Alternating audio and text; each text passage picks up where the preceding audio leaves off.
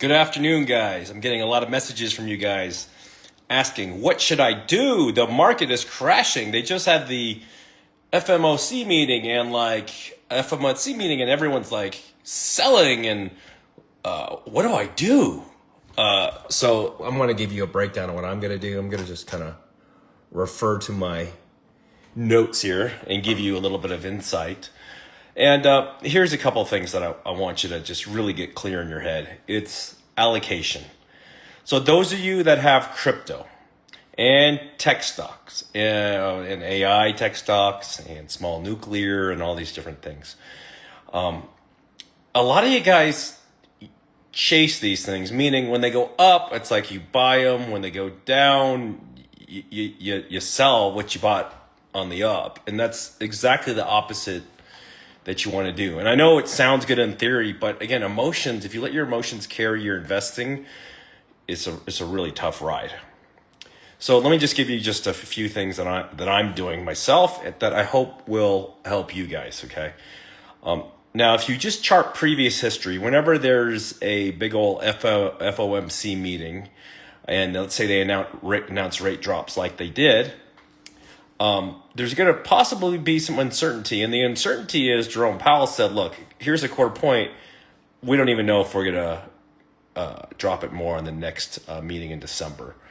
I think that they're going to drop it. But right now, remember, they don't have all the financial data because of the government shutdown. So they had to get this one in there, but they don't want to overpromise, right? For whatever reason. So once they get the real data, I believe it's going to cause them to drop the rate. Again, I may be wrong, but that's probably what's going to happen. Now, that's actually good news, because if it's an unknown and they actually do drop the rate, then that's a big surprise and you see a massive rally up, if that might happen, typically. Now, this rate was already priced in. That's why you saw the big rise in like a lot of different stocks up to this point, because it was already priced into the market, right? And typically after a rate drop, you see, usually in crypto at least, some sort of correction, 5 to 10% or somewhere in between there, right? And that's totally normal. Now, what do I do when I see that? I don't immediately the day after, when there's like a 5-6% drop or 4% or whatever it is, ape all extra cash, or powder we call it, into the market. I always refer back to dollar cost averaging. And so I told you guys last week that I took big, like 20-30% cash off the table, profits off of certain stocks and things like that. And some weird coins that I had that I'd run up pretty well in crypto. And so right now I have limit orders set to buy Bitcoin, Ethereum, and different things at a discounted rate. Now, the hedge fund that we run at Ugly Unicorn, Bridget Pennington and I, we manage money for accredited investors who can deploy $100,000 or more. And again, I know a lot of you guys aren't accredited. This is why I passed some information for you so you can maybe navigate this a little bit better. But what we do is, for example, at the end of the month, that's when we do our capital calls. People fill out the docs and sign and send their wires, and we get a lot of cash.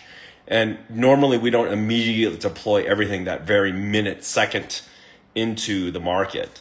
Well, dollar cost average, sometimes we'll use limit orders, sometimes we won't. It just depends where we are. And we buy on the discount. And a lot of people get really emotional. Most of our investors are entrepreneurs, so they're used to like, man, it's a great quarter, it's a bad quarter, it's a good year, it's a bad year. But we've done pretty well. In 22, we corrected a little over 17%. Bitcoin and Ethereum and some of these other assets, for some of them were more than 50% corrected. So we beat the market very good.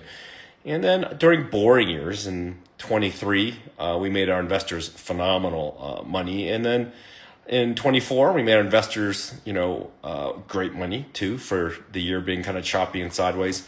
And again, this year is very, very volatile. I believe the crypto cycle has been pushed forward because of the government shutdown, tariffs, all this kind of stuff.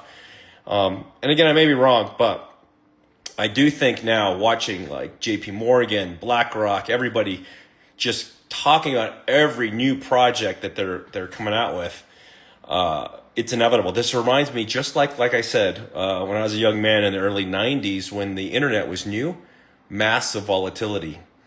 And again, I know I've referred to the story, but in 2001, Amazon, in that early 2001, 2002 era, Amazon, one of my favorite stocks, which I'm not, this is not financial advice, but I really love it today. It's one of my largest personal holdings in stocks. Amazon and Nvidia are my two largest holdings in stocks. I'll let you guys know that.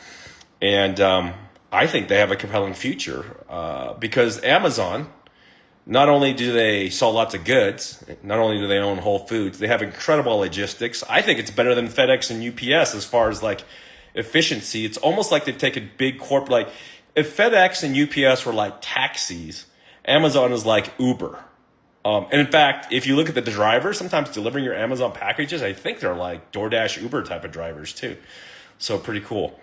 Another company that I think is really interesting is Tesla. It's not being talked about right now. Some of you all think it's a car company, and yes, my favorite car is my Tesla S Plaid 2021 with over 30,000 miles. Why? And people are like, Dad, do you like your 911 Turbo S cab? Do you like your Hummer EV? Do you like your Land Rover? All this, McLarens and Ferraris. You like all those. I like the way those look. I think the Porsche 911 Turbo S, as far as sports cars go, that's a gas burner, one of my favorites because it's so comfortable. I love that. And if you need one, talk to ZA at Porsche Salt Lake City, okay? But man, that Tesla S Plaid, just to daily pound that thing and drive it around, it gives you a free Tron update, is great. But the 0 to 60 in that, I hate to tell you, it destroys my McLarens and Porsche and Ferraris and Lambos and stuff. It just spanks it. And I don't want to go on a tangent here, but I do because I have ADD. Maybe you have ADD, right? Which is a superpower, by the way. But at altitude, did you know my Lambo STO that I had? I sold it, but 0 to 60 at sea level, I guess, is pretty fast, right? But at this altitude, because it doesn't have a supercharger or turbo and it's not electric, it loses like 15 to 20% of its horsepower. So it's really slow at 4,000 feet plus. And if you go to Park City, it's like, feels like a Volkswagen, right? Looks good, right? Now the Porsche Turbo S is a little bit different because it has twin turbo. And so that helps with altitude drop because the air gets thinner the higher you go. The beautiful thing about the Tesla Plaid is like you're getting like under 2 seconds, 0 to 60, like instantly, no matter what, at whatever altitude, because it doesn't require oxygen to fuel that thing, to power the internal combustion engine. So I think it's interesting. But let's go back to Tesla. Again, Tesla is data analytics. Tesla is robotics. Tesla, which is beautiful about it, is their information that they've gathered from years of logging all this opt-in data is stuff that other companies would probably lease from them as well. Tesla builds great charging network infrastructure. And I tell you what, my Hummer EV, it's in the shop again. They gave me this nice Duramax diesel thing as a loaner. And I thank those guys out there at Chevy for that. But man, that thing, they had to replace a battery. Luckily, it's under warranty, but that battery would be like 20, 30 grand or something stupid. Computer is always glitching. Feels like Android crappy phone from like 5 years ago. It's horrible. Whereas like your Tesla interface, it's like the newest iPhone 17 Pro Max. It's just clickety-click. Everything works. It's great. And the beautiful thing that's interesting too about the Tesla is it charges at charging stations when you're like road tripping a little at an amazing speed. It feels like, some of these other cars I have are rated to charge faster, but seriously, my Hummer took me like 3.5 hours to charge when I went on a road trip. Miserable. I will never take the electric Hummer EV on a road trip again. I'll probably just take the Defender because you can put gas in it and you just fill it up and you go. And a lot of people say that like Land Rovers are not reliable and stuff like that. Look, I would never own a car out of warranty. Even if it was a used car, like I'd buy some sort of good factory warranty on it though, because having broken cars just sucks, especially with these computers. And most of the problems, which is weird that I've noticed that go wrong with cars is either fit and finish, so rattles and things like that, or computers. So on my Mercedes, on my McLaren, on my Ferrari actually was great, and my Lambo is great for computers. But most of these cars, all of them, including the Tesla, if there's a glitch, it's typically going to be a computer. And computers are expensive in cars. Batteries, though, people are like, oh, that battery's 20 grand to replace. I think Tesla gives you over 100,000 mile 8-year warranty. So who freaking cares? Like, an electric car is literally like a phone. So use it, enjoy it, and if it's going to go out of warranty, then get another one, like lease it, or just buy a used one. You know, a $115,000 Tesla S Plaid, you can buy one off Tesla's website, and they give you some sort of a free extended warranty. And even after that warranty, you can pay them like $125 a month, and they give you bumper-to-bumper warranty, like a subscription, which is cool. So if anything goes wrong, they take care of it. They give you a loaner. I mean, it's a no-brainer. So a lot of people, like, I see a lot of people I know, like, keeping these older cars and keep fixing them up and changing their oil. Like, what's your time worth, literally? You could take that time and be, growing your stocks, your crypto, your business, wherever it is. And if you're doing your own maintenance, I think you're insane on a car. Now, I mean, maybe you're really good at it and your time's worth, only $25, $50 an hour or something. But, man, same thing with, like, mowing your lawn or anything like that, man. Like, take how much you make. If you can hire someone out way cheaper and put that time towards productivity, then it's a lot better way to go. Okay, I digress. Let's get back to crypto and stocks and tell you about a few things that I'm doing. So today, I bought a little bit. And I have a crazy amount of limit orders, and I think it's it's a very big amount. And I'm looking for some corrections on a lot of these companies that I believe in their long-term future. Some of them are small nuclear, some are AI and those kind of things. Because, they could correct a little bit more. Crypto could correct significantly. I mean, Bitcoin could drop to 75 grand in a blink. And don't be shocked if you see volatility like that, because Bitcoin's dropped more than 80% so many times. This is Bitcoin. Alts right now, and mid caps and small caps beat up right now quite a bit. But you know what? People always call you lucky. And here's the thing, man. I remember buying Bitcoin when it was so small, it was like an altcoin, and it was like $170. And everyone's like, you're so dumb buying this stuff, dude. It's never going anywhere. It's a scam, blah, blah, blah. And again, I allocated, this is important for you, I allocated a percentage of my net wealth into it. And at the time, it was less than 5% of my net wealth, which is crazy. This also was something that I did with NVIDIA. I looked at my initial 12, 13 grand deployment, and it's worth, I think, close to $750,000 now, even from that small original amount that I put in. And that's awesome. It wasn't that much risk. But again, the amount of money that I put in was a small amount. Now, you don't need to buy a whole share of a stock. There's a thing called fractional stocks. Write this down, guys. Okay. And my videos go a little bit long because I really want to educate you. I'm not here just for clicks, okay? Now, if you open a Fidelity account, for example, if you wanted to buy a share of a stock that was like $800, well, you could actually buy like $10 worth or $20 worth. It automatically calculates that fractional share, and usually they don't even charge you a commission to do it, which is cool. Usually commissions are charged like a lot on options, calls, out of country stocks and equities. But on, big stuff, usually it's not a problem.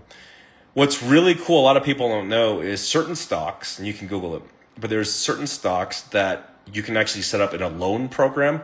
So you earn yield by owning that stock. So what do?